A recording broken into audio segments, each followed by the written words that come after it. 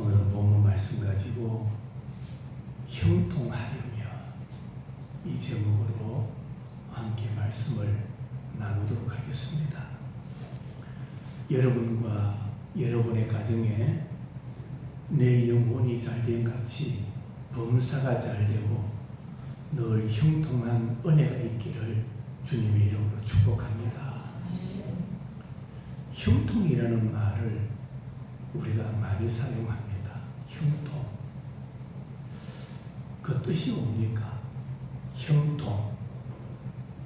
한마디로 말하면 모든 일이 뜻한 대로 잘 이루어진다.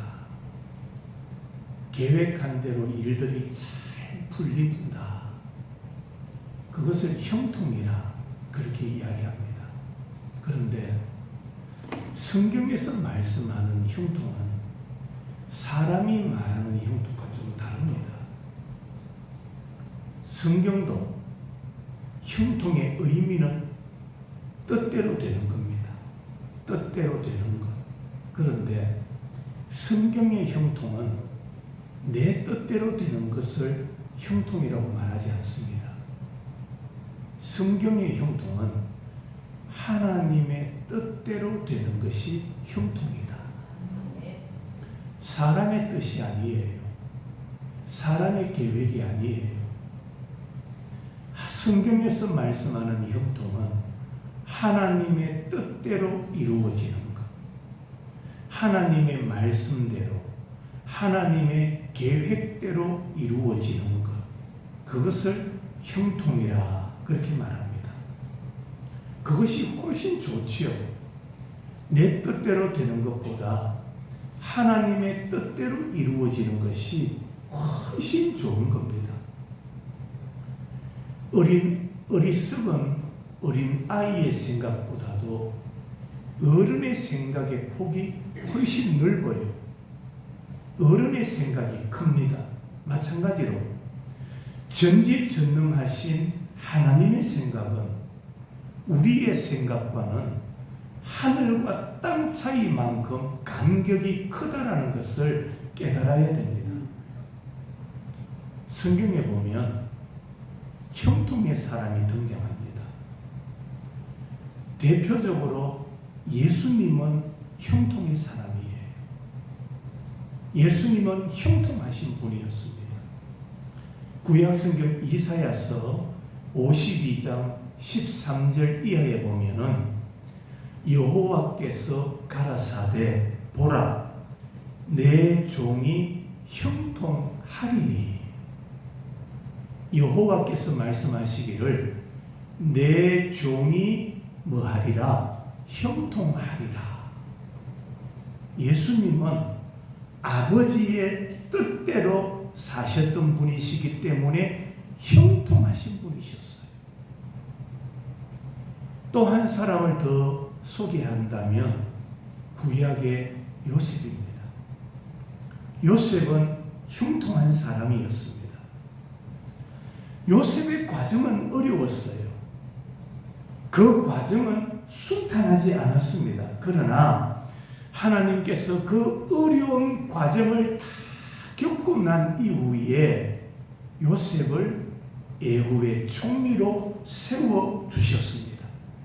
그를 위대하게 만들어 주셨고 요셉을 통하여 히브리 민족을 구원하시고 히브리 민족뿐만 아니라 이방 나라까지도 살 수 있게 만들어 주셨던 겁니다. 그런 점에서 볼 때에 요셉은 예수님의 예표가 됩니다. 요셉을 보면서 우리는 예수님을 보게 된다는 말입니다. 오늘 본문의 겟세마네 동산은 예수님의 공생의 기간 중에 가장 어려웠던 순간 가운데 한 장면이에요. 사단의 방해가 가장 치열하여서 형통하기 어려운 순간이었어요. 그럼에도 불구하고 예수님은 그 사단의 시험을 잘 이겨내십니다. 그리고 형통하신 분이 되셨어요. 그러면 예수님의 형통을 우리가 배워서 우리도 어떻게 하면 형통한 인생을 살아갈 수 있을까? 그 첫째로 형통하려면 기도해야 됩니다. 뭐 해야 돼요? 기도해야 돼요. 뭐 하려면? 형통하려면 반드시 기도해야 됩니다. 자, 오늘 본문 39절부터 같이 봅니다. 제가 읽어봅니다. 예수께서 나가사 무엇을 따라 습관을 따라 감난산에 왜 가셨을까요? 감난산에 왜 가셨습니까? 제자들도 따라갔더니 그곳에 이르러 그들에게 이르시되 유혹에 빠지지 않게 뭐하라 하시고 기도하라 하시고 그들을 떠나 돌 던질 만큼 가서 예수님도 뭘 하십니까? 무릎을 꿇고 기도하셨다라고 말씀하고 있습니다. 형통하려면 뭐 해야 된다고요? 기도해야 돼요. 예수님은 무엇을 따라 기도하셨다? 습관을 따라. 자, 저를 보세요. 습관을 따라. 무슨 말입니까? 예수님은 기도가 몸에 배였다 이 말입니다. 기도가 몸에 배였어요. 습관을 따라. 예수님은 새벽 72명에 일어나셔서 한적한 곳에 가서 몸에 배었다라는 말입니다. 기도하러 가셨다. 세상에서 가장 강한 사람이 누굽니까? 가장 강한 사람이 누구죠? 대통령일까요? 여러분, 대통령 원인 있으면 내려와야 돼요. 예. 얼마나 많은 사람들이 손가락질하고 욕합니까? 권력자라 해서 영원하지 않아요. 강한 자가 아니에요. 한 5년 권력 사용하다가 그냥 무릎 꿇게 돼요. 권력자라고 강한 자가 아닙니다. 누가 강한 자인지 아십니까? 기도의 사람. 기도의 사람이 강한 사람이에요. 기도하는 사람이 산을 옮기고 불가능을 가능케 할 수가 있는 거예요. 하나님 앞에 무릎을 꿇는 모습은 약한 것 같고 미련한 것 같고 바보 같아도 하나님은 그 기도하는 사람과 함께 하시기 때문입니다. 기도하는 사람과 함께 하시니 기도하는 사람이 어떤 사람이다? 강한 사람이다. 여러분, 사람이 많이 모여도 기도의 사람이 없으면 마귀는 두려워하지 않습니다. 수십, 수백, 수천 명이 모여도 기도하는 사람이 없으면 마귀 사탄은 두려워하지 않아요. 왜? 별 볼 일 없기 때문입니다. 위대한 일 앞에는 기도가 있었고 위대한 일을 감당할 때는 기도하는 사람이 있었던 겁니다. 여러분, 형통하려면 우리는 기도해야 돼요. 기도의 사람 하면은 유명한 인물이 있지요. 지오지 뮬러라는 분입니다. 이분이 했던 말이 있어요. 기도의 시간을 즐겁게 할애할 수 있는 자만이 삶의 진정한 행복을 누릴 줄 아는 자이다. 기도를 할애할 줄 아는 사람이 진정으로 행복을 누릴 줄 아는 자다. 그러면서 이렇게 말합니다. 1시간 기도 후에 4시간 일하는 것이 기도 없이 5시간 일하는 것보다 더 많은 일을 할 수 있다. 여러분, 기도 없이 한 일과 기도하고 난 이후의 일이 얼마나 큰 차이가 있는가를 우리에게 보여주시는 말씀이에요. 사람들이 바쁘면 제일 먼저 포기하는 게 있더라고요. 사람이 바쁘다 혹은 피곤하다 하면서 무엇을 먼저 포기하느냐? 예배를 포기하더라고요. 피곤한데 오늘 교회 안 갈란다. 피곤한데 다른 일은 다 해요. 놀러 갈 때 비즈니스 혹은 업무 일 보는 거 다 해요. 하면서 피곤하다 하면서 뭘 포기하느냐? 예배를 포기하더라고요. 두 번째로 피곤하다는 핑계로 뭘 포기하느냐? 기도를 포기해. 피곤한데 오늘 하루 쉬자. 기도하루 쉬면 어때? 그러면서 기도를 포기하는 거예요. 여러분, 업무를 미루고 업무를 포기하는 일이 있어도 우리는 기도를 포기하면 안 돼요. 예배를 포기하면 안 되고 기도를 포기하면 안 된다는 말입니다.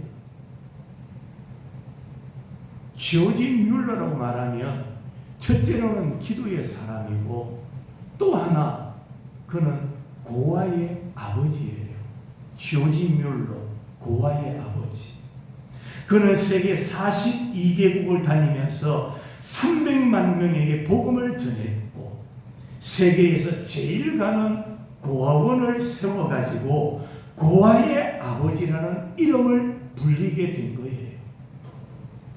수많은 위기 앞에서 고아원을 운영하면서 얼마나 많은 위기와 어려움이 있었겠습니까? 그러나 그 위기 앞에서 이 조지 뮬러가 포기하지 않았던 게 뭐냐 하면 기도였다라는 겁니다.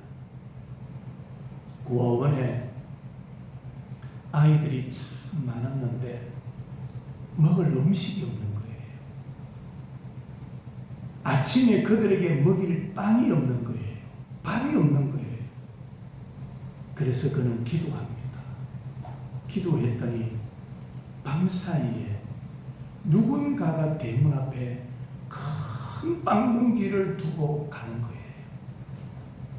조지 뮬러는 기도를 통하여 그것을 체험하는 겁니다. 기도하면 하나님께서 먹여주시더라. 하나님께서 공급해 주시더라. 하나님께서 채워주시더라. 그는 기도를 통하여 경험하는 겁니다. 그래서 그는 어려움이 있을 때마다 힘들 때마다 하소연하고 눈물 흘리고 사람 찾는 것이 아니라 하나님을 찾아 하나님 앞에 기도하는 기도의 사람이 된 겁니다. 16세기에 스코틀랜드의 종교개혁자 존 낙스라는 사람이었습니다. 그는 이렇게 말하지요. 기도하는 한 사람이 기도하지 않는 한 민족보다 강하다. 마음에 새기세요. 기도하는 한 사람이 기도하지 않는 한 민족보다 강하다. 여러분, 우리는 기도를 과소평가하면 안 돼요. 아이고, 기도 한들 기도해봤자 그러면서 우리는 기도를 과소평가하면 안 됩니다. 우리는 기도를 누구의 이름으로 합니까? 예수님의 이름으로 해요. 우리가 기도를 예수님의 이름으로 드리니까 우리가 믿음으로 기도하면 예수님께서 그 기도를 들으시고 믿음대로 역사해 주시는 거예요. 예수님의 이름으로 기도하기 때문에 그렇습니다. 내 기도가, 한 사람의 기도가 나를 살리고 가문을 살리고 민족을 살린다라는 사실을 우리가 깨달아야 돼요. 그래서 기도해야 됩니다. 기도하면 하나님께서 나를 통해서든 누군가를 통해서든 일하시는 하나님이에요. 역사하시는 하나님이다. 기도하면은 꼭 나를 통해서만 이루어지는 게 아니에요. 다른 사람 어느 누군가를 통해서 일하시는 하나님이다. 제가 대구에서 부목사로 있을 때 교회가 이전하게 되었어요. 다른 구로 이전하게 되었는데, 이전하면서 교회를 건축하는데 한국 교회 중에 재정이 넉넉한 가운데 교회를 건축하는 것은 몇 군데 없을 거예요. 전부 다 어려운 가운데 빚을 져가면서 교회를 짓는 거예요. 참 놀라운 게 뭐냐면, 교회를 건축하면서 한 달이 지나고 두 달이 지나고 세월이 지나다 보니까 그 앞을 차를 타고 통행하던 불신자가 교회에 찾아와서 건축 헌금을 드리는 거예요. 놀랍지 않습니까? 성도들이 새벽마다 하나님, 이 교회가 부도나지 않고 잘 세워지게 해주세요. 건축 잘 되게 해주세요. 어려운 일 없도록 순탄하게 해주세요. 기도하니까 불신자가 지나다니다가 두툼하게 헌금 봉투를 들고 가서 지나다니면서 나는 교회는 안 다니는데 교회 건축하는데 조금이라도 보태고 싶습니다. 그러면서 헌금을 하고 가는 사람이 한둘이가 아니에요. 제가 경험했던 게 그겁니다. 교회를 깨끗하게 리모델링하고 교회에 어떤 수리가 있고 교회에 뭔가 기자재를 드리고 이럴 때 교회 안에 돈 많은 사람, 중직자, 그들이 일하는 게 아니에요. 그들이 자기의 재산을, 자기의 주머니를 털어서 헌금하는 게 아니더라고요. 가난한 사람, 어려운 사람, 노인, 빈약한 자, 이런 분들이 1,000,000원씩, 2,000,000원씩, 목사님, 사람들에게 알리지 말고 이것이 좋은데 리모델링 하는데 엘리베이터 건축 올리는데 사용했으면 좋겠습니다. 돈이 있다고 하는 게 아니더라고요. 예. 여러분, 기도하면 하나님이 누구를 통해서든 일하시더라. 우리 신앙인들에게서 최고의 시험이 뭔지 아십니까?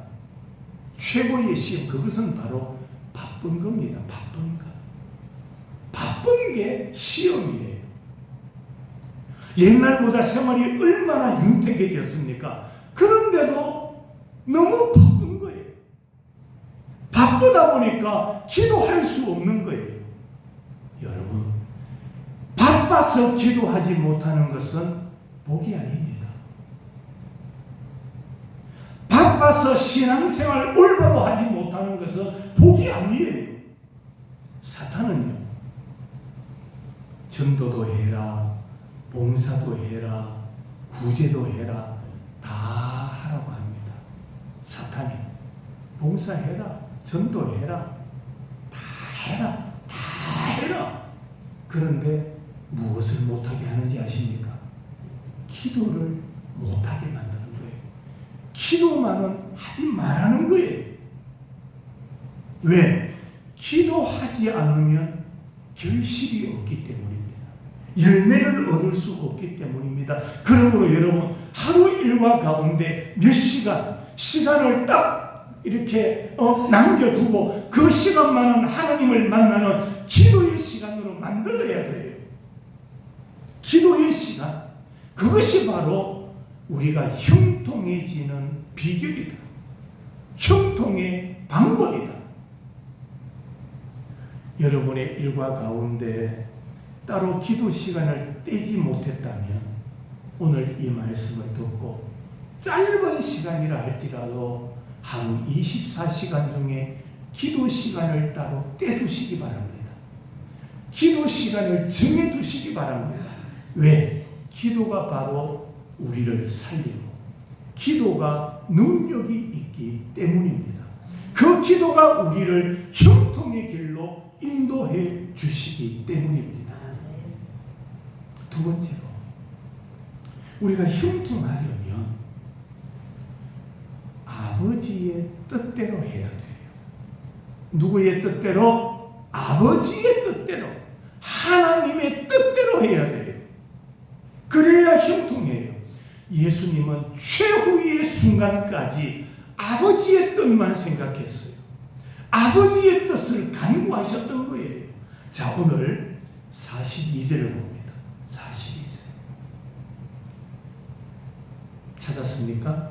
같이 한번 읽어봅니다. 시작. 이르시되 아버지여, 만일 아버지의 뜻이거든 이 잔을 내게서 옮기시옵소서. 그러나 내 원대로 마옵시고. 누구? 아버지의 원대로 되기를 원하나이다. 누구의 뜻대로? 아버지의 뜻대로. 사실 힘들고 어려운 일이 있다면 예수님의 기도처럼 피할 수 있는 것은 피해야 돼요. 피할 수 있는 것은 피해야 하지만 여러분, 고난이 우리의 취미가 되면 안 되지 않습니까? 그러나 아버지의 뜻이라면 무고한 고난도 받아야 돼요. 예수님도 죄를 지어서 십자가에 달리신 게 아니에요. 무고함을 당하신 거예요. 무고하게 예수님은 십자가에 매달리셨던 겁니다. 아버지의 뜻대로. 한번 크게 따라하실까요? 아버지의 뜻대로. 아버지의 뜻대로. 이것이 바로 형통의 방법이에요. 아버지의 뜻대로. 신명기 29장 9절 말씀. 그런즉 너희는 이 예언의 말씀을 지켜 행하라. 그리하면 너희가 하는 모든 일이 형통하리라. 이 말씀을 지켜 행하라. 그리하면 너희가 모든 일이 형통하리라. 여호수아 1장 7절과 8절. 오직 강하고 극히 담대하여 나의 종 모세가 너희에게 명령한 그 모든 율법을 다 지켜 행하고 우로나 좌로나 치우치지 말라. 그리하면 어디로 가든지 뭐하고 형통하리니. 치우치지 마라. 말씀을 따라 걸어가라. 말씀에 순종하여라. 그리하면 형통하리니. 이 율법책을 내 입에서 떠나지 말게 하고 주야로 그것을 묵상하고 그 안에 기록된 대로 다 지켜 행하라. 그리하면 내 길이 평탄하게 될 것이며 내가 형통하리라. 아버지의 뜻대로. 다르게 말씀드리면 하나님의 말씀대로. 하나님의 말씀대로 걸어가면 형통하리라. 말씀을 받고 따르는 자들이 형통하리라. 예?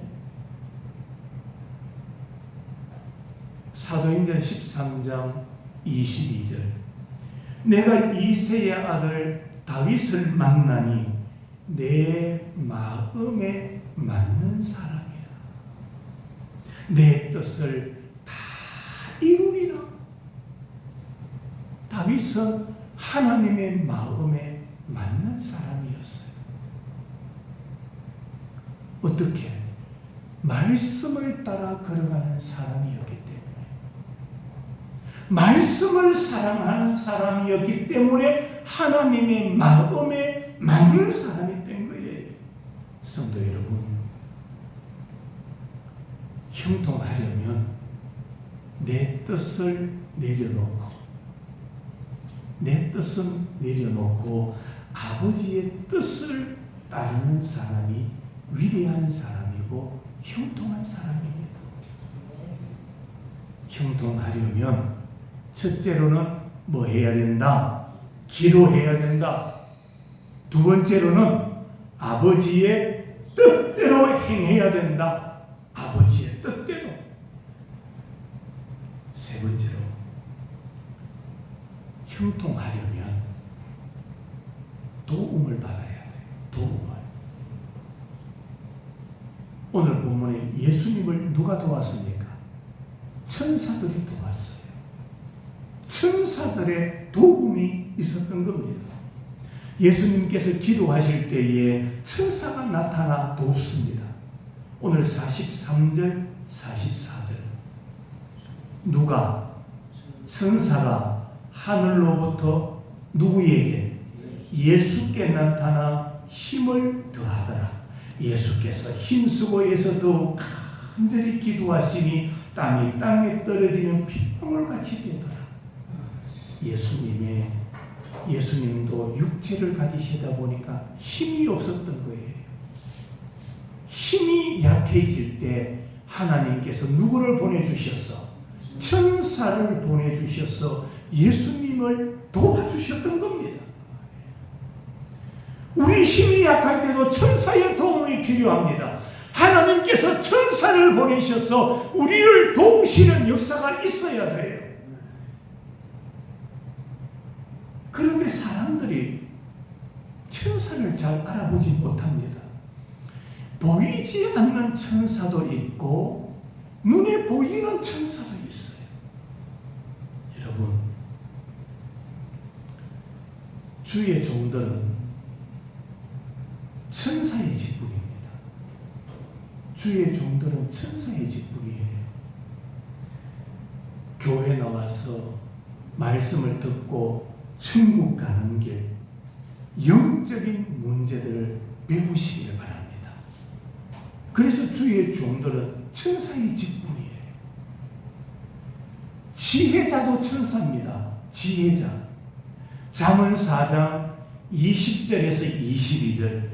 내 아들아, 내 말에 주의하며 내가 말하는 것에 내 귀를 기울이라. 그것을 내 눈에서 떠나게 하지 말며 내 마음속에 지키라. 그것은 그 얻는 자에게 생명이 되며 그의 온 육체에 건강이 됨이니라.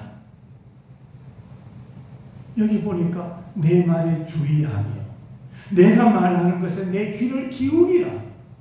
왜? 하나님의 말씀이 지혜이기 때문입니다.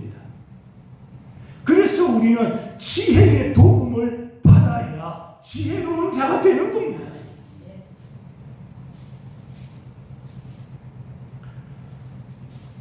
교회에서 목회하시는 수많은 목회자들, 그들도 혼자서 목회하는 게 아니에요.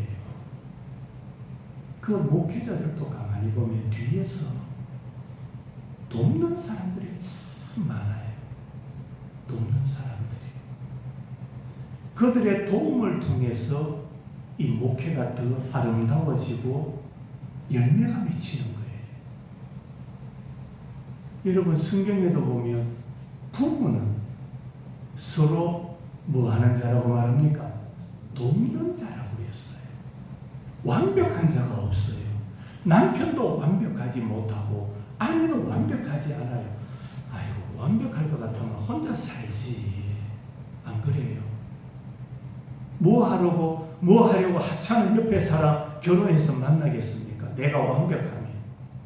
완벽하지 않고 부족하니까 둘을 통하여 하나가 되게 만들어 주시는 거예요. 서로 돕는 거예요. 돕는 자의 도움이 바로 지혜자의 도움인 겁니다. 우리는 그 도움을 받아야 하는 거예요. 탈무드에 이런 이야기가 있습니다. 어느 큰 부자가 있었습니다. 큰 부자가 있었는데 하루는 그가 종을 데리고 여행을 떠납니다.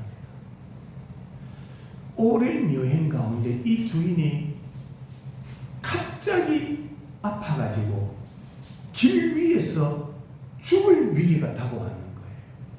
죽을 위기가. 이 사람은 큰 부자였다고 했지요. 그런데 그 길 위에서 이 부자가 자기 아들에게 유서를 남깁니다.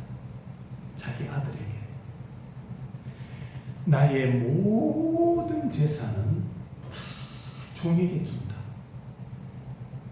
내 모든 재산은 종에게 준다. 그리고 그 재산 가운데 한 개만 내 아들이 차지해라. 내 아들이 가져라. 그리고는 아버지의 장례식을 잘 마치게 됩니다. 장례식을 마치고 난 이후에 종이 그 주인이 썼던 유서를 아들에게 내놓는 거예요. 아들이 봅니다. 보니까 아버지 유서가 어떻게 되어 있습니까? 모든 재산은 누구에게? 종에게 준다고 하거든요. 아들이 그것을 보고는 몸부림치며 웁니다. 어떻게 아버지가 이럴 수 있느냐? 그 많은 재산을 어떻게 종에게 줄 수 있느냐고. 그래서 그 유서를 들고 이 아들이 랍비를 찾아가는 거예요. 랍비를, 그 당시에 선생이죠. 랍비를 찾아가가지고 우리 아버지가 이런 유서를 남기고 떠났습니다. 어떻게 우리 아버지가 이럴 수 있습니까? 그때 랍비가 그 유서를 또 보고는 자신의 수염을 이렇게 만지면서 만지작거리면서 생각하느니 무릎을 탁 치면서 말하는 거예요. 이보게, 자네 아버지는 참으로 지혜로운 사람이야. 우리 법에 종의 모든 재산은 주인의 것이야. 그러니 모든 재산을 종에게 주었다면 당신이 하나 선택해야 될 것은 그 종을 선택해라. 그 종을 선택하면 그 모든 재산은 당신 거야. 아버지의 재산을 실오라기 하나 잃어버리지 않을 거야. 돈 한 푼 잃어버리지 않고 자네는 모든 것을 얻을 수 있는 거야.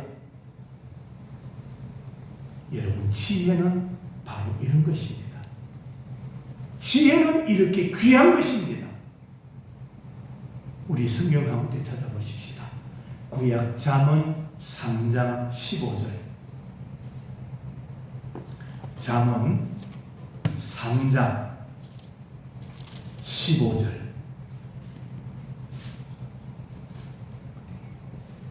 찾았습니까? 913페이지.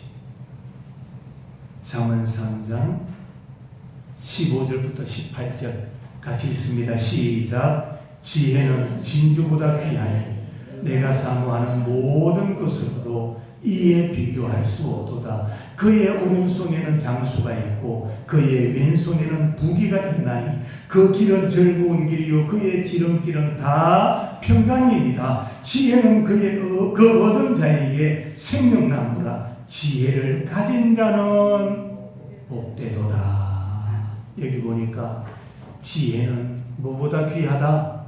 진주보다 귀하다. 지혜는 모든 사람이 추구하는 그 어떤 재물보다 더 귀한 것이다. 여러분 주머니, 여러분의 통장에 들어오는 어떤 재물보다 더 귀한 것이 바로 지혜다. 그의 오른손에는 장수가 있고 그의 왼손에는 부귀가 있다. 여러분, 지혜는 부귀 영화 외에도 무병 장수를 우리에게 주는 겁니다. 지혜는 사람이 이 땅에서 바라는 모든 것을 줄 수 있는 거예요. 지혜를 가진 자가 뭐하다? 복되도다. 여러분, 성경에 보면 지혜와 복은 나뉘어지지 않아요. 지혜와 복은 항상 같이 가는 거예요. 분리될 수 없는 겁니다. 지혜로운 사람은 뭐가 있는 사람이고 복이 있는 사람이고, 어리석은 사람은 뭐가 없다? 복이 없는 사람인 거예요. 지혜자가 복이 있는 사람입니다. 지혜자가 되시기를 축원합니다. 지혜자가 되어야 돼요. 오늘 우리는 예수님을 통해서 형통을 배워야 돼요. 형통을 배워야 돼요. 어느 사람 치고 형통을 싫어하는 사람은 아무도 없잖아요. 다 형통하기를 원하고, 나도 형통하고, 가정도 형통하고, 자식들도 앞길이 형통하기를 원하고, 그게 모든 사람의 마음이지 않습니까? 똑같은 마음이에요. 그렇다면 우리는 예수님의 형통을 배워야 돼요. 어려운 환경 속에서, 고난 속에서, 시험 가운데서 그 시험을 잘 이겨내신 예수님의 형통, 그 형통의 비결은 바로 세 가지다. 첫째로, 형통하려면 뭐하라? 기도해라. 정해놔야 돼요. 기도 시간을 정해놔야 돼요. 모든 사람에게 동일하지는 않지만은 대부분의 사람들은 식사가 규칙적이 정해져 있어요. 아침 몇 시, 점심 몇 시, 저녁 몇 시, 규칙적으로 식사를 해야 뭐하다? 건강하다. 제가 부목사로 있을 때 교회 규모가 있다 보니까 담임 목사님은 대신방을 하지 않아요. 너무 교인들이 많다 보니까 신방할 수가 없습니다. 부목사님들이 여선생님과 함께 자기 구역을 이렇게 신방을 하는 거예요. 맡은 구역 가정이 숫자가 많다 보니까 매년 대신방을 하는 데만 3개월 내지 4개월이 가는 거예요. 3월 혹은 2월부터 시작하면 여름 오기까지 대신방만 하고 있는 겁니다. 가정마다. 신방을 하면 밥 먹을 시간이 없어요. 아침 9시쯤, 9시 반쯤 교회에서 출발하면 가정마다 시간을 다 정해놨어요. 어느 집은 9시 30분, 어느 집은 10시, 어느 집은 11시 정해져 있기 때문에 빨리빨리 신방을 하게 되는 거예요. 밥 먹을 시간이 없어요. 신방이 그날 신방이 끝나야 밥을 먹어요. 점심을 먹어요. 어떨 때는 신방이 2시가 끝나고 어떨 때는 신방이 4시에 끝나고 그러면 점심을 몇 시에 먹느냐? 4시가 되어야 먹는 거예요. 그러니까 목회자들이 식사가 규칙적이지 못하니까 위가 좋지 않은 거예요. 네. 속병이 드는 거예요. 규칙적이어야 되는데 규칙적이지 않으니까 병이 찾아오는 거예요. 기도도 마찬가지입니다. 규칙적으로 해야 돼요. 어떻게? 규칙적으로. 예수님이 무엇을 따라? 습관을 따라 기도하셨던 것처럼 몸에 배어야 돼요. 기도하는 시간이 몸에 배어야 됩니다. 두 번째로, 형통하려면 어떻게 해야 됩니까? 아버지의 뜻대로 해야 돼요. 아버지 뜻대로. 우리는 자꾸 신앙생활하면서도 내 뜻을 말하는 거예요. 내 뜻을 강조하는 거예요. 내 뜻을 자꾸 드러내는 거예요. 그래서 내 뜻대로 안 되면 시험 드는 거예요. 막 내 뜻대로 안 된다고 싸우려고 하는 거예요. 교회 와가지고. 분쟁이 일어나는 거예요. 교회는 내 뜻대로 하는 데가 아니고 아버지 뜻대로 해요. 아버지 뜻대로. 영덕의 모 교회는요, 약 한 10년 동안 분쟁이 일어났어요. 교회 교인이 한 300명, 400명 되던 게 다 떠나고 50명도 안 된대요. 내 뜻대로 하려니까 그런 거예요. 성경은 내 뜻을 말하는 것이 아니라 누구의 뜻? 아버지의 뜻에 순복해라. 아버지의 뜻. 그게 형통의 비결이에요. 아버지의 뜻. 마지막이 뭐였습니까? 형통하려면 도움을 받아라. 하나님이 보내신 천사가 있다.